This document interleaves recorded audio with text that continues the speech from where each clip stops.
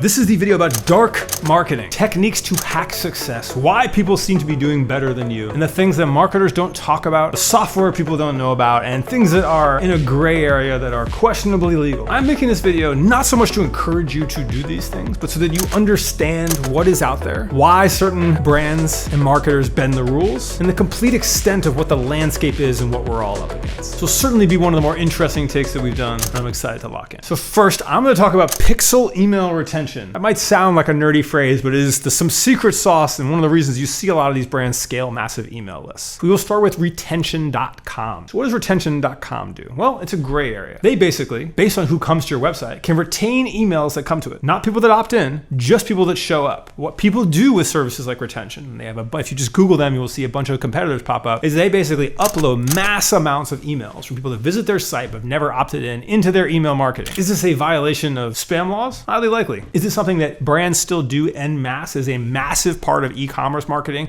and why some people have way more emails than others? 100%. And this is just one of those things that marketers need to be aware of that is a thing that is happening out there that they are competing against. And there are lots of these tools for uncovering what a bunch of this different data looks like. This is one where people actually then put it to work inside their funnels. Related to that comes Import Yeti. You may have heard me talk about this before, but if you want to know anyone who makes their products, if it's imported to the US and you know either the company name or the holding company name where it's imported through, you can find who supplies them. So on importyeti.com, you can go to Rare Beauty or whoever it is and actually see, oh, they are importing from this Italian manufacturer, from this Chinese manufacturer. It states the goods, you know, what's a cosmetic versus what's a soft good. This is something that I have used extensively to find manufacturers. You can get denim from the same people that are making major brands in Morocco. You can basically find out who these folks are, and then you have to get savvy enough to then hunt them down, because what you'll notice is that most of these aren't on Alibaba. They aren't easy to find, and there's a reason for it. A lot of these good manufacturers are hidden in plain sight without any websites, any contact info. How I usually get around this, giving it a pro tip, is I will hire people on Upwork in those countries. I will find someone in Portugal, in Morocco, in whatever that speaks the native language, give them the company name, whatever info I can find, address, and be like, get me a meeting with these people. And that is actually a tactic that's worked like 80% of the time that I've run it, no matter where it is around the world. We're going to cheat code throughout this video. Next comes cold outreach. If you've ever gotten an email that you didn't want to get, or a DM you weren't expecting, and it's just someone trying to sell you a service, people do it because it works. But how did they get your email? How did they actually figure all this out? I'm not ashamed of it. When we were building our product development agency years and years ago, we did an absolute ton of cold outreach. Part of building an agency, you can get so much from marketing this or that, but we would also just reach out to trade show attendees that were within our niche, companies that just raised funds. We were constantly in an email funnels and call funnels around that. Before that job, I actually worked in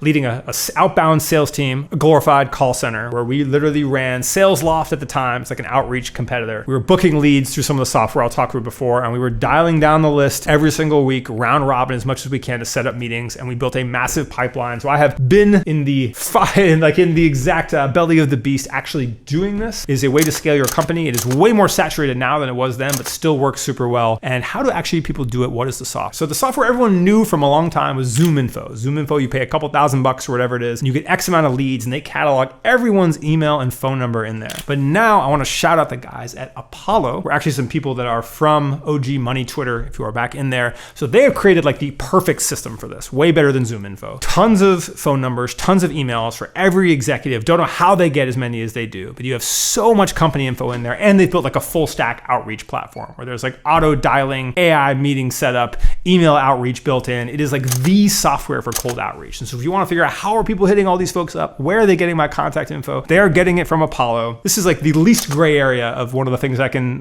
going to list on this, but this is the way to brute force your agency or your service into the world is to run a funnel like that. Less, the lighter end of the scale here, we have Mixmax. Mixmax is a tool I used to use forever. There's a bunch of similar tools out there, Yesware and a few others. But basically what this is it's Intel for auto response and mail merge on Gmail. And so what does that mean? What are those terms if you haven't heard them? So mail merge is when you can write an email, put in a placeholder for a field, like a formula, and then put in a list in a spreadsheet, things to fill in that field. So you can basically put a list of 50 emails, say, hey, blank, I'm coming to talk to you about X or Y because you're a decision maker at Z. That's a terrible cold email. Don't use that.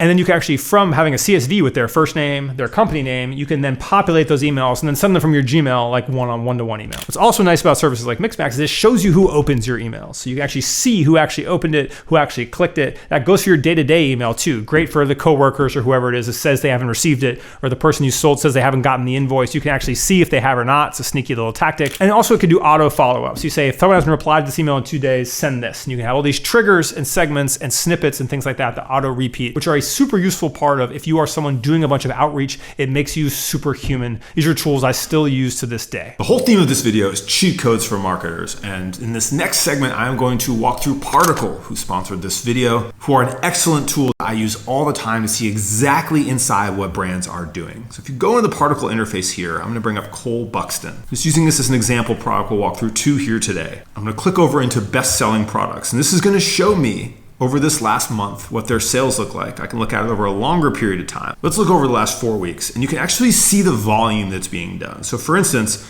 if you're ever curious how much a brand sell, how much inventory you should be ordering, they've sold 57 of this Wilson sneaker in this last 4 weeks, 100 of this address t-shirt. As you can see, most of their products are selling between 40 and 100 of in the last month, and they have about 70 SKUs that are selling well and 300 overall. You can go in here, look at the products, look at the price, look at how many they sell per day, look at their sell-through rate, their color distribution, when they go on sale. What I also love is they have this events tab now, which basically summarizes when they launch stuff. So you can go back and look at what they launched when, and it will actually give you some summary about, hey, this website launched, sales reached 75K. You can see what promotions that they ran. And it's a very useful tool to be able to strategize for your own brand. And then coming over here to Cult Gaia, this is a women's wear brand. This is always great to see basically what a brand is hyped on versus what they actually sell. So for instance, this brand is known really for their bags, but their best-selling product is a sandal, and they're selling way more of their dresses and their clothes than the bags that you might know them for. And if I click over into the assets tab, it's going to show me how they're doing it. So basically it's going to pull in Instagram posts that they've made. It's also going to pull in their email marketing.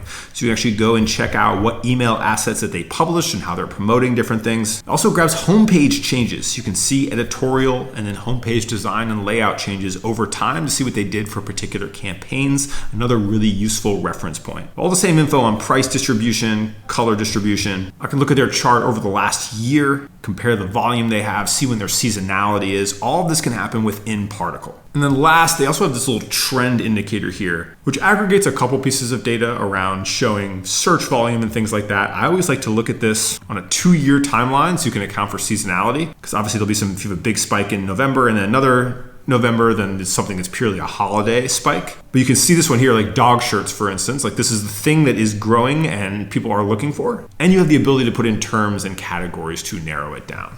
So anyway, if you are looking at competitive research or market research to help plan a brand, you can check out Particle at the link in the description. Shout out to them for sponsoring this video. Now, related to things that I would never use, but you should be aware they exist, is LinkedIn growth boosters. How do these people get all these comments on LinkedIn? They blow up similarly out of nowhere. There are like 3 services out there that have these farms of e-commerce people and marketing people on LinkedIn, where you join them. They're pretty expensive, $500, $1,000 a month. And you basically have a pod where when you post, they will comment from their accounts. They will comment from other people in those pods, and it boosts it because LinkedIn is such a dumb algorithm. It really rewards just like pure comment-based interaction. If people will basically blow up out of nowhere if they have really hooky content and they engage with these pods. But this is how people crush on there and blow up, and why you see them all so intertwined with each other. And this is something I actually don't recommend participating in, because then you get in the echo chamber of people who are recipients of that content, which tends to be not the savviest crowd of target. It's kind of harder to break out of. And I do think that building your own content to your own network that's commentable and scaling out that way is really going to set you up much better for like long-term success. Because once you're caught in that echo chamber of who those people are, the ripple effects of that I do not think are super strong. But that said, if you want to quickly hack your way to looking like you are legit on LinkedIn,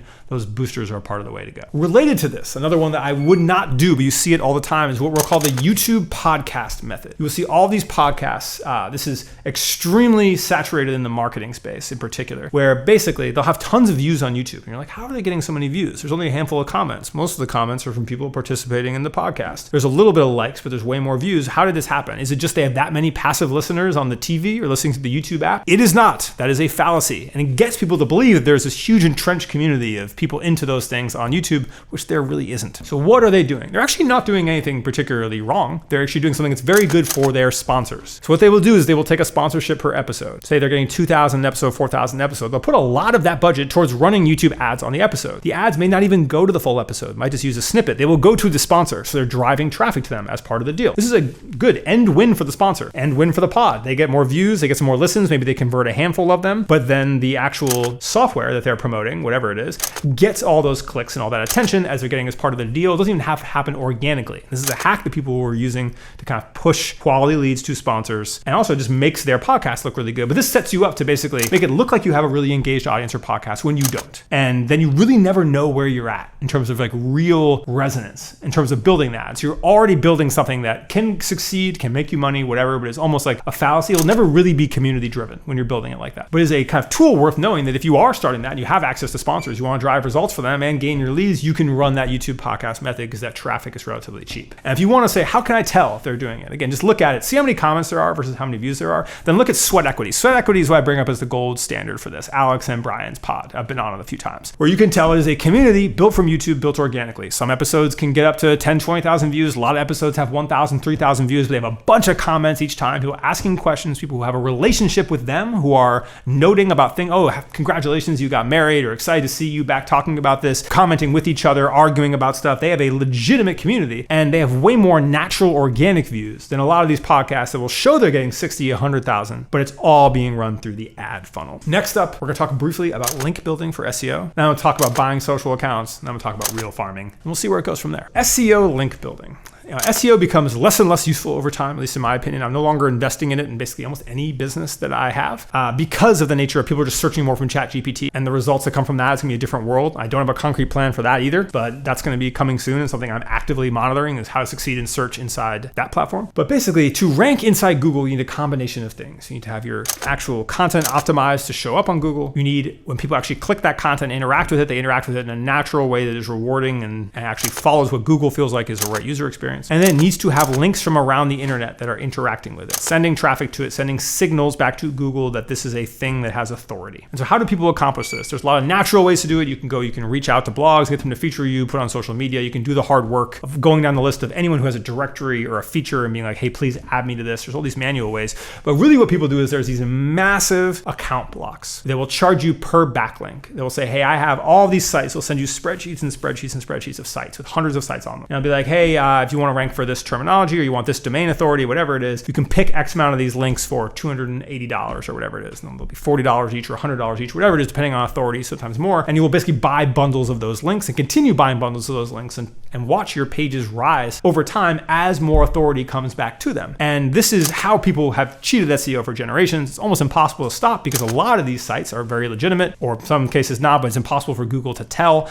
and they can begin to build networks up on that. And again, this is a tactic that if you really did want to build SEO now is something you could do, but I do think SEO is shifting so much that big investments in that right now is a complicated thing to do unless you have a really strong reason for it. An easy way to tell if people are doing this and what site they're doing it from is if you use a service like Ahrefs or SEMrush, you can actually go and often see all the backlinks to individual pages and to sites that are being run, like where they're linking to. If you see a bunch of weird sites or sites that seem like odd aggregator blogs, often at the bottom of the footer, you will see like a network name or X or Y. You can basically keep kind of going down the rabbit hole, and you'll eventually be able to find who the owner is or who has the block of all these, and they'll have the kind of a contact info and you can get in touch. Then we're gonna go into account buying. This is against terms of service on basically every platform. You can't buy and sell Twitter accounts or Instagram accounts there, but people still do it all the time, whether it's for handles or whether it's to get accounts. Theme page accounts and selling and moving those and monetizing them has been a business now. It's kind of been booming for years, and people do it a lot. Now, A lot of this happens now in groups and happens on these different services and in masterminds. There's people that kind of collect it and do it as a service. That's definitely the best way to buy this, is for the people that know what they're doing. But for the people that don't and you're kind of getting new to stuff, there are a few things to be aware of. One is FameSwap is a escrow site where people will list these accounts and you can buy them and message them back and forth. Another one is called Swapped. Swapped is an escrow site for all kinds of things on the internet, from verification services. These are kind of getting into that darker gray area of the web, where you can begin to go in and participate in that. They'll hold money in escrow so that potentially you don't get screwed, and you can go through and begin to move through accounts. The tier and quality of the things that are on these networks is kind of lessened over time as the rise of gurus who are moving these in private communities has kind of moved forward, but it is kind of worth noting what that looks like. And there are also services that are kind of way more legitimate that do this. Often you'll see people buy businesses that include a website and a social media account as a way to kind of get around it. We were buying a full LLC. And there are services like MicroAcquire and others where you can actually buy and sell small businesses and SaaSes like that are really useful for beginning to play inside this world of like smaller acquisitions for internet things. There are now a lot of services that basically generate mass content. You'll see all these brands that have 75 TikTok accounts, all running the same carousels or running really small, simple videos. Some of them are AI, some are just replications. Real Farm is one of the first tools that I know a decent amount of people using. They're churning out like hundreds of AI carousels. And to put this in context, this is like dumb content. This is not content that's going to pass a litmus test for most users. But if you are selling really oddball or simple things, or you're selling things that have a kind of mass audience, this is a way to be able to put out a lot of content, test those ideas, get them to work, and really scale them. So Real.farm is a good example where you can actually input, get a bunch of this AI generated content, get a whole bunch of variants, whether it's like little video clips or whether it's carousel versions. They really care about generation and what's happening and are very much on the cusp of what's going on. So there's an interesting play there, but that's how people are doing all those things if you stumble down the rabbit hole and see it. There's also some other brands. I got served really weird obvi TikToks and Instagrams where it's like an AI person talking, telling an obviously fabricated story. There's people doing some of that kind of stuff that I feel like is only going to end up in an FTC violation, but I don't know the services or anything that are doing those and wouldn't talk about them if I did. But all these other ones are you're kind of playing again in that gray area. Some of this is all right, some of it's not. But if you want to begin to understand the full landscape you have of what the tools are available to work inside these conditions and why people speed up and others do, and begin to have that conversation with yourself and with the companies you work with around what do we feel like is right or wrong or can we do, it's worth knowing all of these tools and things that are out there. So I don't think I'll ever make another video like this, but I think it's worth just having everyone know and be on a level playing field about what's out there and what that potential is and what you are up against. So I appreciate y'all watching, and we'll be back again soon.